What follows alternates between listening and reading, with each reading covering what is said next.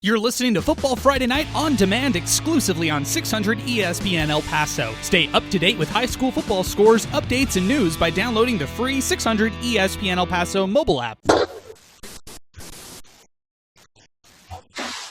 Time once again for another edition of the Football Friday Night podcast on demand. Adrian Broaddus here along with Alex Nicolas, my co-host here on the show. Alex, what's going on, man? Week 9 full of blowouts.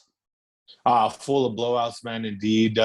Mismatches this weekend, but hey, man, gotta shout you out, man. Your bachelor days are numbered. Congratulations, man. Saw that yesterday on Twitter. That was good to see. So, if anybody had a winning weekend, of course, all the teams that came out on the other side, the positive side of the blowouts, but you had a good one too, man. Congratulations. Hey, I appreciate that, Alex, and shout out to my fiance, Alyssa Donnelly. It's funny, when I was planning this, I circled all the UTEP bye weeks. So I was like, when does UTEP have a bye week? Yes, sir. Oh, perfect. I couldn't do it Sundays. The Rams play Sundays. So I'm assuming the wedding's going to be in the summer or the spring, right? I mean, that's just throwing it out there. There we go. Yeah, you're probably right on that. I like that. Good call. Well, Alex, we got a lot to talk about here. Week 9, we want to do first a quick review over this past week, not week 8 and 9. Also want to talk the stats of the week and then preview ahead week 10 for next week. We'll also talk standings and talk a little bit more about a playoff outlook in this edition of our podcast. First off, Alex, want to review this past week. There was a ton of blowouts, so we don't really have to dive too in depth on these, but I want to reel off some of our bigger games. We'll talk first our Cisco Movers game of the week this past week. Austin topping El Paso 30-6. Seemed like it was just Austin kind of cementing themselves as one of the contenders for this district, this screwy district right now, Alex. But also at the same point, El Paso may be showing who we really thought they were. Not necessarily a true contender, somebody who could try to hang with some people. But yeah, they're just not going to really be competitive against the tougher teams in this district right now. Yeah, and we talked about it last week. We talked about, finding out if El Paso High was real. And then we also mentioned about, Austin's defense, of how well they've been playing over the past few weeks. And that those two came into fruition. We found out that, that Austin that El Paso High may be a year away, obviously, with, the junior quarterback, Jerry Chidas, putting up some numbers this year, has a nice also an underclassman receiver to help him along the way. But, it's more about Austin and in the Eric Pichardo way there. They continue to go about their business. And that's what really kind of, showed me as well that, Austin could be one of those teams that you don't want to play, that by district round. You're looking at District 158, looking straight at District 158 D2. And, with the way that they played defensively and getting Jaden Wilson, who came on early on in the season, had a couple of big games, kind of had a quiet few weeks. And then last week, 228 yards. They gave it to him 30 times. 3 touchdowns. That's a big maturity mark for this Austin team to, not only see what they're getting defensively, but to see some offensive production from a really good running back in Jaden Wilson. Jaden Wilson, we'll talk about some of our favorite stats later on in the show. I don't want to spoil that, but what a performance he had. You're right, Alex. This Austin defense has been outstanding. Ever since really they lost to Chapin, ever since actually maybe they lost to Andrus, this Austin defense has really not allowed many points at all in the past 3 weeks. So very impressed by this win by them. But again, it wasn't that much of a shock. I think we both kind of thought this would be the case. Well, another one that wasn't really a big shock to us, at least for me, Horizon topping Isleta 42-7, cementing themselves as a contender for the number 2 spot. And hey, of course, we've got that big district title game that will be probably the case in 2 weeks, Horizon Canutillo. After watching the Eagles, throughout this whole season, I really don't think they dropped that game, but Horizon still proving everybody why they should be, looked at a little bit more seriously as a playoff contender. What was more impressive to me is that 7 that they led up against Isleta, who's been a team that's, we've known them as a scrappy team that can put up points and sort of hang around just for the playmaking ability. And it's been like that for the past 2 or 3 years with Isleta's offense. So to me, that was very, very impressive to see Horizon hold them to just 7 points and really take it to another level. You know, we've been talking about how good the Horizon offense is all year long. We really haven't mentioned the defense, because you look at some of the scores and some of the games that they've been in some shootouts, and we figured that the whole going into the year that Horizon, I think we may have even said it week 1, week 2, but Horizon's going to have to get into shootouts against teams each week because our defense just hadn't proven that. But, you know, you look at over the past week and what they did last week, before the Horizon game, they held Parkland to just 28 points. And then this week, or this past week, shutting down Isleta. That's really impressive to me is what Horizon's doing defensively, because I really felt that Isleta could hang around in this game, like I mentioned, just because of the way they put up points and what they've been known for offensively. But that, to me, shows a lot. And another one of those maturity games, just like I mentioned with Austin, going late in the season, you want your certain elements of your team to sort of mature, and maybe we're seeing that Horizon defense mature as well. I think we are, Alex. I really do. I feel like this district we're finding out a lot more about as well. Like we really see that Canutillo could be the clear-cut team. However, Horizon is not a team to mess around with. Eastlake topping Montwood 50-0.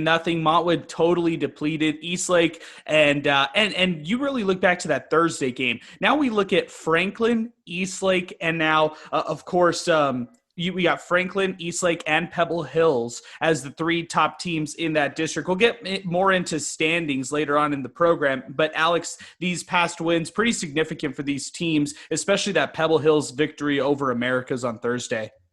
Yeah, the cream rises to the crop late in the season, and I think that's what we're seeing. And we're also seeing teams that, that are wounded. You mentioned Montwood, same thing against Eastlake, where Eastlake's been, on the good side of injuries.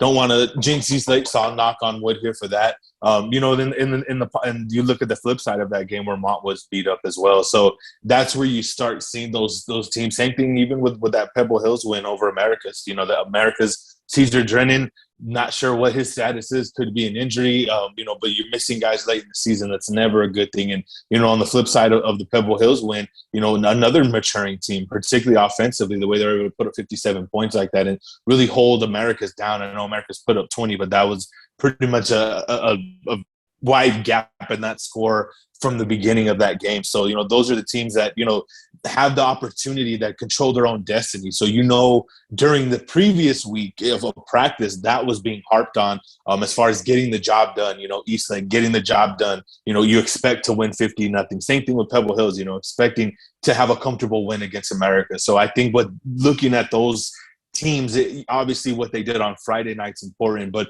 what's more important and what you want to look at those teams is what they're doing during the week going forward, because however they're preparing themselves, there's no distractions. Everything's going right on both sides of the ball. And that's what happens in these type of late season games where there's mismatches. And we always talk about trap games, but to not let that happen, that's impressive. And that goes kudos to those coaching staffs for really not taking the day off. And, looking at Elijah Uribe, only 13 carries for 140 yards. Hey, he gets his numbers. You get 50 points. You get your bread. You get the win. Everybody's healthy, and you move on to next week. So that's what I think a lot of coaches kind of felt. But, obviously right now as we're talking on a Sunday, getting ready, you got to do it all again, because there are some trap games that we'll talk about going on, and especially in 6A next week as well. Sure. I feel like that's the case for a lot of these teams who are at the top right now of 6A, who kind of have a clear playoff picture, but they don't want to spoil anything. And these last 2 weeks are very critical for most of these teams trying to maintain either their seeding or, trying to maintain playoff contention. It's a huge thing right now, Alex. Want to move into some of our favorite stats for this week. We'll get to some of the other games that we covered, like you covered Riverside, who topped Mountain View this past week, 70-0. I had Canutillo, who beat Hanks 54-10. We'll talk about those a little bit more when we get to the standings, Alex. But I want to touch on some of our favorite stats from this week. With blowouts come great opportunities for some of these players to pad their stats. There are some good ones, and I'm going to throw out some nominees, and I'll ask you to do the same. So here we go. Number 1, Austin's Jaden Wilson, 242 on the ground, 2 rushing touchdowns, 8 total tackles on defense, 2 forced fumbles, and 1 fumble recovery. We've got Ernie Garcia from Horizon, 153 rushing yards, 4 touchdowns in that big win that they had over the past weekend. Elijah Uribe, who you just mentioned, Alex, still a pretty good game, even though we didn't see a huge workload from him. 147 rushing yards and 3 touchdowns, and he's still that good of a player. He could rack up 3 touchdowns that easily. Nathan Alcala from Jefferson, the quarterback, he had 310 total yards in the win over Bowie, 5 total touchdowns. LJ Martin, I got a chance to watch this one, Alex, in person. Where were you when LJ Martin rushed for 372 rushing yards, 5 touchdowns, including a 95-yard rushing touchdown in this game? Ooh. Man, I loved it. I love watching that kid. Riverside, I'm going to throw a team stat. Now, we're talking just individual stats right here. I'll throw a team stat at you. Riverside is averaging 66 points per game over the last 4 games. I'm sure you had something similar like that, and I'm curious to see what you have on them. Speedy Munoz, speaking of Riverside, 188 passing yards this weekend, 164 on the ground, 4 total touchdowns. And how about my man Cameron Bird? Your man. You're president. I'm vice president of the Cameron Bird fan club. And this man, 27 of 28, 96% completion rating. He had 326 through the air, 5 total touchdowns against Coronado in a 48-0 blowout victory in the West Side Bowl. Alex, take it away, man. What other ones did I miss? I have some team ones too from that Riverside game. One of the most impressive things that I've seen all year, Riverside's offense averaged 12.8 yards per play in that game. Flip side of that, I'm going to give you a first half stat where the Riverside defense held Mountain View to just 2 first half yards and just 2 first downs. Now, that part of that, man, you had 9 tackles for losses in that first half. Rudy Valenzuela, 9 solo tackles, 11 total tackles, 4 tackles for loss in the second half. I can mic drop there, but I do have one more that really, really impressed me. This kid's been making plays really since he's put on a football uniform in his career. But Malcolm Anderson, 5 carries, 109 yards, 2 tutties, and then 6 catches, 97 yards for 3 touchdowns. I think, I'm hoping that if you guys have a fantasy football league, that all these guys were in there and everybody had that Riverside defense, because that's points, man. A lot of big numbers coming up from that one. And, shout out Malcolm Anderson getting it done through the air, and on the ground there. So some pretty impressive numbers out there this week. Well, what's your favorite, AJ? I'm going to go with it's so funny. I still want to go with Cameron Bird, because going near perfect in a full game is pretty hard to do when you get upward of 30 pass attempts. Also, I just thought that was his opportunity to really flex on everybody and, show out and try to put up some good stats. I want to say him, but oh man, that LJ Martin stat line was so awesome. I mean, for me, I can't wait to see once they get the official stats out there. As I guess media members and people who take stats, we're always sweating it out a little bit, or at least I am. I'm like, how close was I actually to this? And was I right? Did I miss something here? But I had 372, and LJ Martin, a phenomenal junior running back for the Candioteo Eagles. He's their do-it-all guy. He was taking a lot of snaps at quarterback and still was able to get carries. I thought they were going to take him out at the end of the first half. The second half, he plays a lot of quarterback, and he still gets his numbers that way. So I'm having to constantly be watching who's in that running back, who's in that quarterback. Oh, it's LJ Martin. Here he goes. and you know what? Hey, just forecasting for next year, word on the street, LJ Martin's their quarterback next year. They're graduating their current quarterback, Devin Granado. So that's a small audition for next year. So just a little insight here that we're giving you on the podcast this week is that's not a decoy. That's what you're more than likely, I would say about 98%. I've had a few people tell me that I could trust and confidently say that on the air, being a podcast that LJ Martins will be their quarterback next year. That's going to be even fun to watch. The guy can throw and pass, and he can intercept passes. What's your pick here for the stat of the week on your end? I'm gonna go with Jaden Wilson. I love it when you got those Let's two-way go. gritty Yes. guys. Getting it done on both sides of the ball, and in a rivalry game. A game that meant a lot for the playoffs. When we think about that, we sort of touched on it about El Paso High. That performance doesn't happen, and El Paso High upsets Austin. You're talking about a crazy path to the playoffs for Austin. So that's really what stood out to me, is that the kid balled out on both sides of the ball, gave his team a comfortable win in that type of atmosphere with the Battle of the Claw. That's a huge one. That's a big time performance. Those are the games that we look at those stats. Those always really kind of stand out to me. The parameters of that big game, and that's exactly what we saw from Jaden Wilson. So shout out to that kid. A lot of standings news to go over, and just kind of over. This is a great time to look things over as we're approaching just 2 more weeks left here in the regular season of high school football here in El Paso before we get ready for some playoffs. Let's start off at 1-6A. This is the big one where we have the city's best team in the Franklin High School Cougars, who are 5-0 in 1-6A.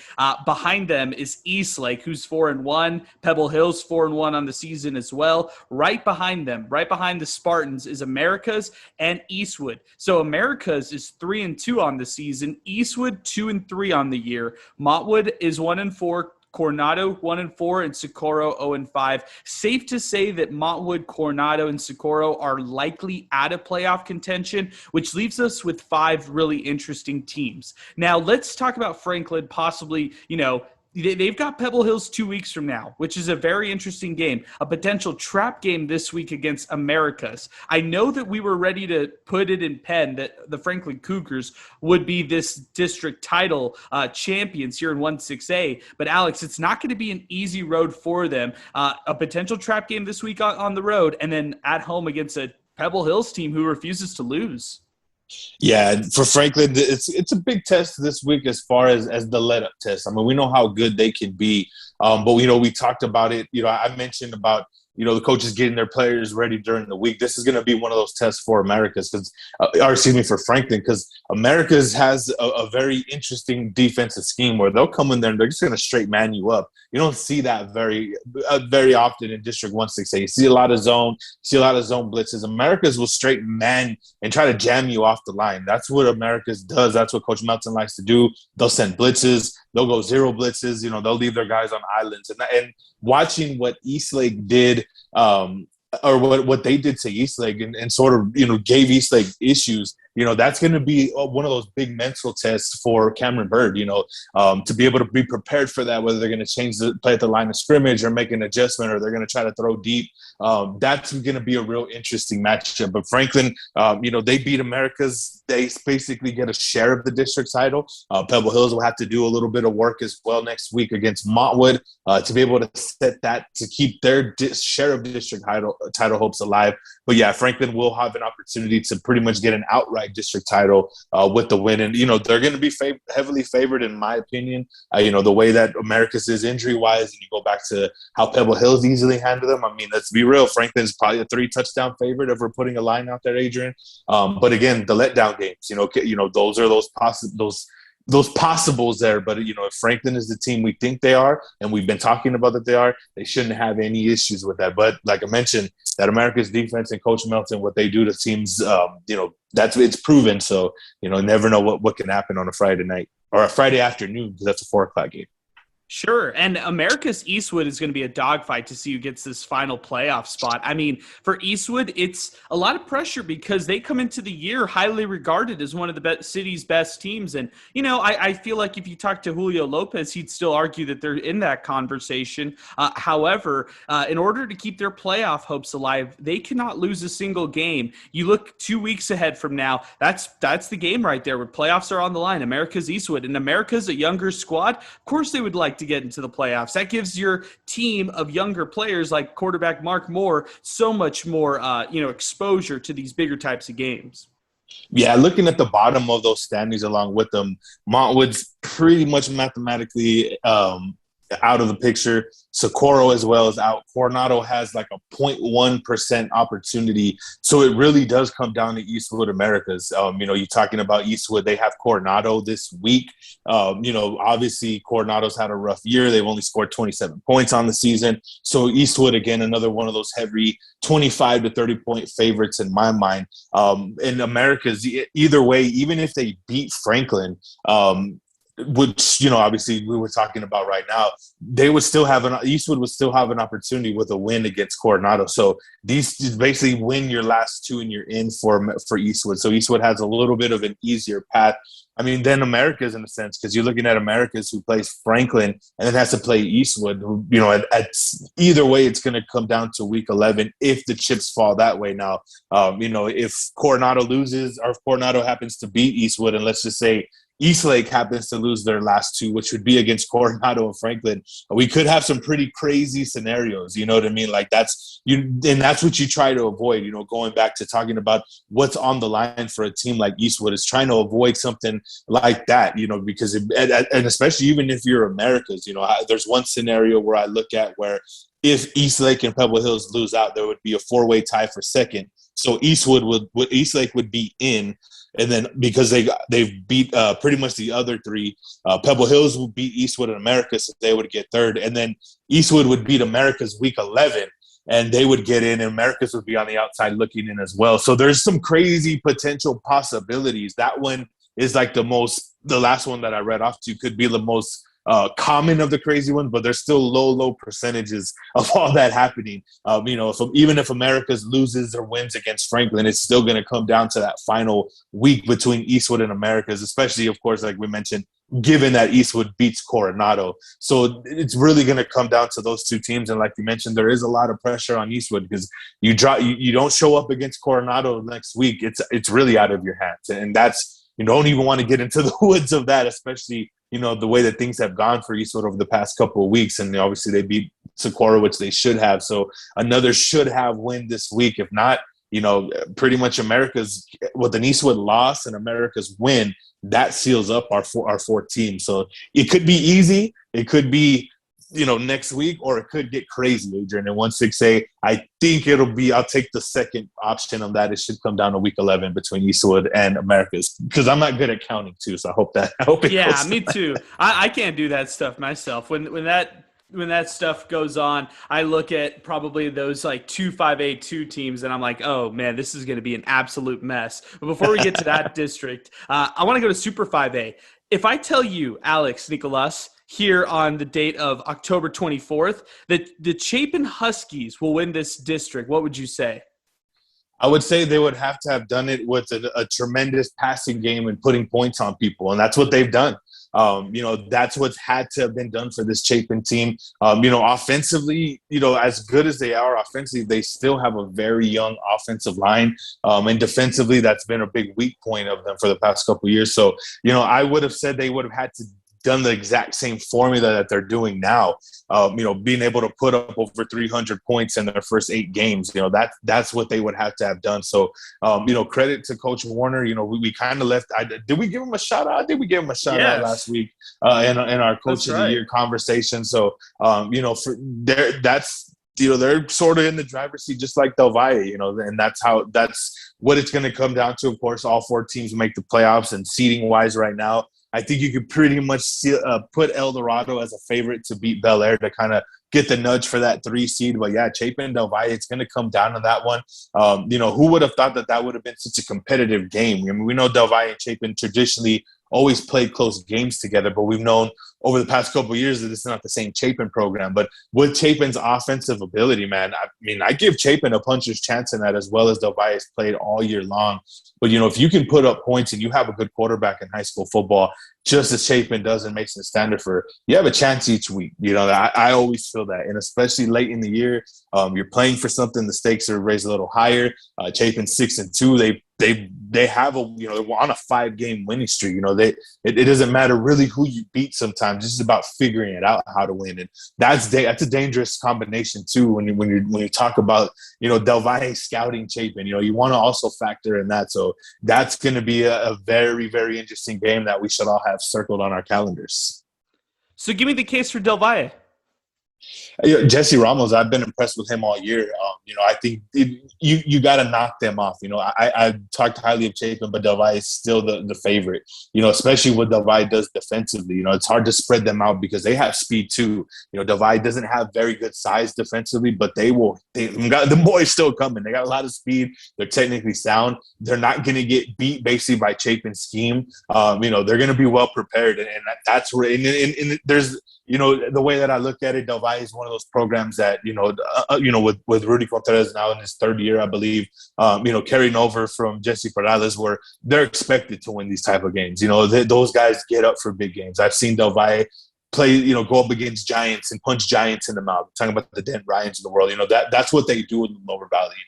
They get up for those type of games, especially teams from the Northeast. I remember a couple years after I graduated, there was a little thing going on between Del Valle and Andress. And, we got them one year. They got us one year because they were just up for those type of games. So that's the Del Valle difference to me, is Del Valle turns it up to another level mentally with that intensity and one family, one destiny. What it is, that's culture over there, man. And I respect that. And that's why I would think, Chapin, as good of a pedigree Chapin has, they haven't done it recently, Del Valle has. And for Chapin, they got to go in there with the attitude. I'm going to go in there and take it type of attitude. And Del Valle brings that every one of those big games. So that's always my case for Del Valle. Let's move over to 5A1. This one is led by Cañetillo, who's 3-0 on the season, 8-1 regular season record. Horizon coming in at number 2 with a 2-0 record in this district. Ysleta at 3-1-2. Parkland still trying to find their first win in district play, 0-2 on the season in district, along with Hanks, who's 0-2 as well. Alex, the way that things could shape out in this district pretty much is lining up for Cañetillo looking to be a district champion for the first time in 4 years, and then Horizon possibly getting that second place spot. Now, I'm really curious to see if it's going to be Ysleta at the third place spot, or if Parkland can maybe rally back, win a couple late season games, and maybe get that third spot and close out their season a little bit better than they've been, during the stretch. Yeah, I think the way that it's more than likely going to shake out, I think it's going to come down, that fourth and final playoff spot could come down to the last week with Parkland and Hanks. Now that's given, you're looking at where Parkland is at as far as, possibly missing the playoffs. Obviously, looking at what Parkland has, they have Ysleta and Hanks. So this is a must win game for Parkland. If Parkland is out, that means their only path would be to beat Hanks in the final week of the season, because they would have those 3 losses. So if you're Parkland, being able to get this one is very, very important. Now, it looks like, looking standings wise, it looks like either way, I know Hanks would play Horizon this week. So, that's another scenario too, where either way, even if Horizon beats Hanks and Ysleta beats Parkland, there's still Parkland and Hanks is going 0-3 into that final week for one spot, winner take all.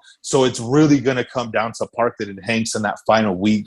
Pretty much no matter how much it shakes out. Now, seeding wise could be a little bit different. And that's what you're talking with Cañetillo and Horizon. Horizon has an opportunity to make that final game of the season a district title type game. Yep. if once they beat Hanks, which obviously they would be a heavy favorite. We might have to do that. We might have to start putting out fake lines, Adrian, because I think Horizon would be a 27-point favorite over Hanks this week as well. Yeah, I'll take the over.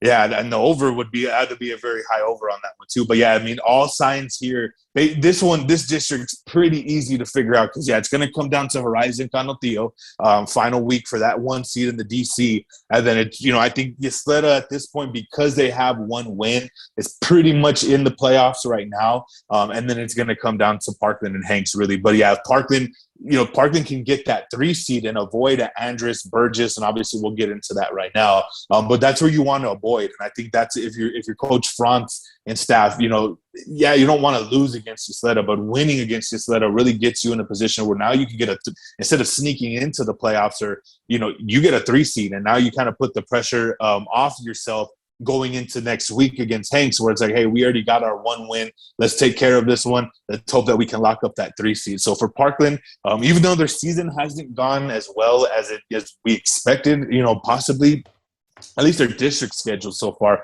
starting off 0-2, they could still grab a 3 seed, and that's not out of the far realm of possibility. But starts this Friday against Isleta. 2582. Let's open up the can of worms that is the madness of this district. And here's where the madness starts. 4 teams tied for first place in this district. Burgess, Austin, Andress, Jefferson, all at 3-1 on the season in district play. It's such a maddening district right now, but it's going to be a lot of fun the way that it could shake out. El Paso High, outside looking in right now, 2-2 in district play. They could still theoretically get into the playoffs, but it would take a lot from the Tigers. Bowie, 1-4 on the year, and then this district is wrapped up by Irvin, who's 0-5, really struggling right now in district play. I look at all 4 of those teams to start off, Alex, and you could even look at our preview, for this upcoming week in week 10. We've got Austin Jefferson, which could tell us a lot about who could be in real contention when it's all said and done. Andress has a manageable game against El Paso, in which I think they could, top them. And, I expect Burgess to also win this week. Alex, this is a huge week for this district, which could set up a huge final week in this district to see who wins the title. Yeah, this district could be decided next week, or it could be decided last week. The crazy thing about this district is you mentioned all 4 teams. 2 of them in where I'm looking at already have clinched playoff spots. That's Jefferson and Austin. Burgess and Andress have not yet, and the only reason why is because Burgess and Andress haven't played El Paso, who you said still has an outside chance. So basically, if you're Andress or Burgess, or Andress gets them first, Andress beats El Paso, they're pretty much in. Burgess with the win would at that point pretty much knock out El Paso High as well. So this week, I think what we're seeing is all 4 teams could possibly clinch, and then we're talking about the last week of the season. We're talking about seed crazy, in terms of an EPISD, they coin flip, you know what I mean? And that's the thing too. That's one thing that you have to remember looking at this district is that, next week we can figure out all the playoff teams. All 4 of the playoff teams may be set next week. But we could also, we could possibly have 3 teams that only have 1 loss. That's what would happen. I mean, obviously you said Austin and Jefferson, so that would knock Jefferson out of that district title conversation. And then basically you would have Austin, Andress, and Burgess that would have to flip or play to see if we're going to flip for that 1 seed. So the easy scenario here is Burgess, Andress win. They're in the playoffs already. El Paso High is knocked out. And then you would just go into that last week of talking about who's going to play who from 2-5A and 1-5A. And like we mentioned too, there may be, that's the we don't know really.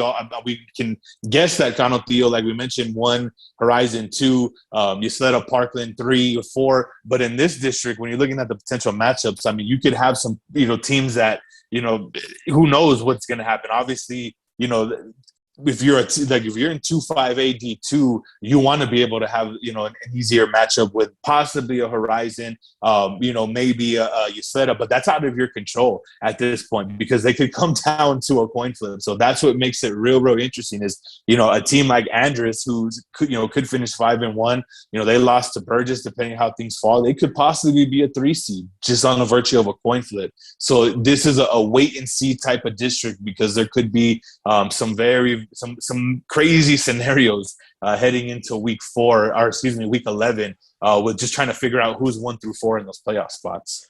Yeah, I guess the best way we could say this right now, Alex, is if Jefferson wins this week and the madness ensues for the final week. If Austin beats Jefferson, maybe we have a clearer path to understand who could be the district champion, although it would still be difficult to kind of manage that. I think it would make for a really good, I guess a really good week, a week 12 or what would it be? Week 11 to close out the regular season to finally see who could win this district. That would be the coolest part about this is just rooting for madness just to see what ends up happening as far as seeding goes. And really the only type of big matchup, if you look week 11, is Andres Jefferson. That's the one where you could possibly see an upset as well.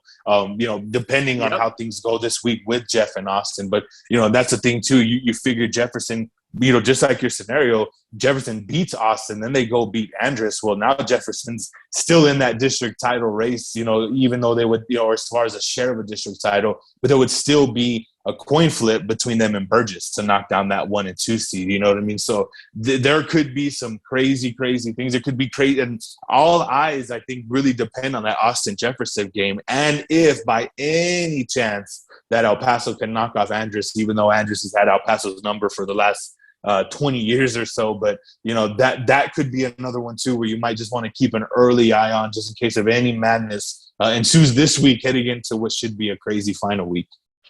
Wow, I love the madness. Me personally. Let's go to 1-4A, Alex, and let's close out the district kind of standings and playoff outlooks with this district.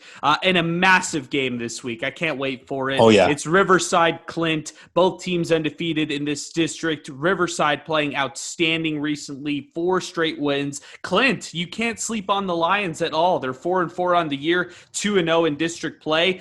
Riverside coming off a huge victory against Mountain View. They're leading this district, while Fabens is in at 3rd, 1-2. San Elizario comes in at 4th, 0-2 on the season, and they're tied with Mountain View, who's also 0-2 on the year. Alex, Riverside Clint is possibly, well, it is the game of the year in this district. No doubt. I mean, that's a district title game. That's seemingly that could be something that's going to be a trend if Riverside stays in 4A. You're going to see these two at the top of the standings. And Mountain View at the bottom. Mountain View beats San Elizario. They're in. So that's really where you're looking at it there as far as seeding for them. If you're Riverside, normally you want to play San Angelo Lakeview. That's the team you sort of want to draw. So that's another reason why that game is so big. It turns into playoff seeding. And for Riverside, they have a bye week going into before the playoffs. So, they're going to put all their eggs in the basket this weekend against Clint. And same thing with Mountain View. Like I said, Mountain View is in. Fabian fans, you can thank Mountain View for that, because you'll be in the playoffs as well. So a little bit easier in that district. And, hopefully San Eli gives a fight. They haven't been very much competitive this year. Mountain View is going to be hungry. They got 70 hung on them by Riverside. But yeah, the top of this district, though, it's going to come down to Riverside. Clint, honestly, after watching Riverside last week, man, I'm going to have to put out there, there'd be a 22.5-point line. I think Riverside is a heavy favorite against Clint in this game, just because how explosive Riverside is. But that should be a good one. I mean, Clint could slow the game down with that run game too, but Clint can put up points. So that's where you kind of get into the weeds of being too confident saying that Riverside is going to be a heavy favorite. Always want to give Roosevelt Martinez and them boys love out there, but Riverside may just be on a different level this year than anybody in that district. Let's touch on some of the other games that we haven't touched on yet for Week 10 with this, Alex, and close out the podcast with that. Chapin El Dorado, we talked about the Huskies recently in Super 5A. If the Chapin Huskies were able to top El Dorado, maybe even play a little bit better than Del Valle played against El Dorado this past weekend, that might bode very well with Chapin momentum-wise heading into that last game against Del Valle. Yeah, maybe I got ahead of myself talking about, Chapin challenging Del Valle. You can't sleep on El Dorado right now, what Coach Frankie Martinez and his coaches are doing over there. And, I know El Dorado, Del Valle jumped out early on them, but they fought back and made that a close game. Especially late in that fourth quarter, they had an opportunity to make that one close. So, El Dorado's improving. They're a team that, you can't just totally count out. And Chapin's got to play well to just continue that winning streak. Like I mentioned, they won 5 in a row. So if there was a letdown game, and, what would definitely be a big spoiler to now, instead of having a possible winning an outright district title, you're just trying to tie Del Valle to take a share of that title. There's a lot of importance, I think, this week in Coach Warner and his staff's message to not overlook this El Dorado team, because they can put up points. They're a very physical offensive team with Isaiah Ruddison. They have 2 good quarterbacks there that can make plays. They're both versatile.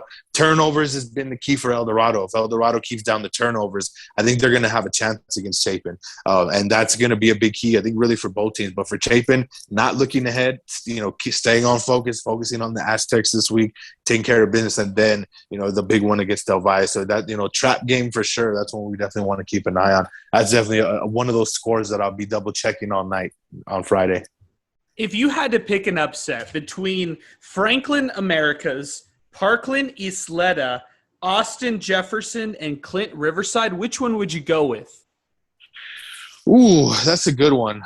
That's a good one. I think Jeff. I go with Jeff. They're the hot team right now. Even if they do have the better record, obviously, I would think Jeff would be the upset team just as well as Austin's played over the past few years. But I would think Jeff. They're on a mission.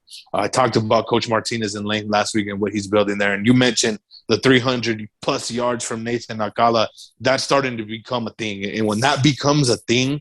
You've heard me say it on this podcast before. You'll hear me say it as long as I'm on this podcast.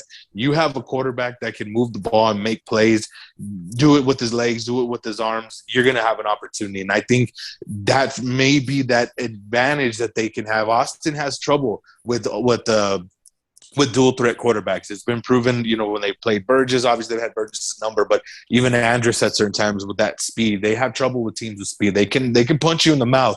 But that's really the difference. And Jefferson has some speed to work with, and that's where I would go there. I would side with Jefferson as well. I think that's going to be a great game. I still wouldn't be surprised, of course, if Austin won. They're probably going into this one the favorites. But Alex, as we turn the page and kind of look to the future and kind of this upcoming week, should be some really, really interesting games. We previewed a bunch of these games that we just talked about right now. But Alex, I'm really just looking forward to week number 10. This season has been a lot of fun in high school football, and can't wait to see what else we get to see from this upcoming week, man.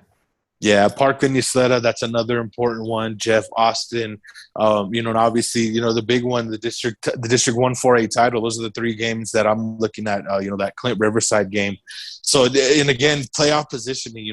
That's what it's about. You come this far, and comes down to one game, 1 week, and then now it gets down to that fourth quarter, and it comes down to that one play or that one situation. So this is a great time of year. Also, the time of year where you start looking east and start looking at the 2-6A, you start looking at the 3-5As, the 3-5A D2s, the 4-5A D2s, the 2-5A D1s, and kind of start seeing who's at the top of standings there, start looking at some scores, start getting pieces together. And it's a great time of year. And then, I'll be looking in a few weeks, looking for a little looking to travel east to go watch some playoff games, man. Looking forward to that as well. So it's always a good time of the year.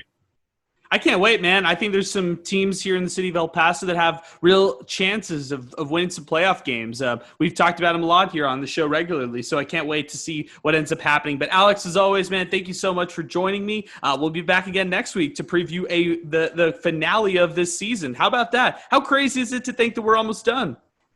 Time goes by. That's a Tupac song. I was trying to finish it, but we all know it has to be edited. But yeah, time goes by having fun. Awesome, Alex. Great stuff as always, man. Thanks again. No problem. See y'all next Friday.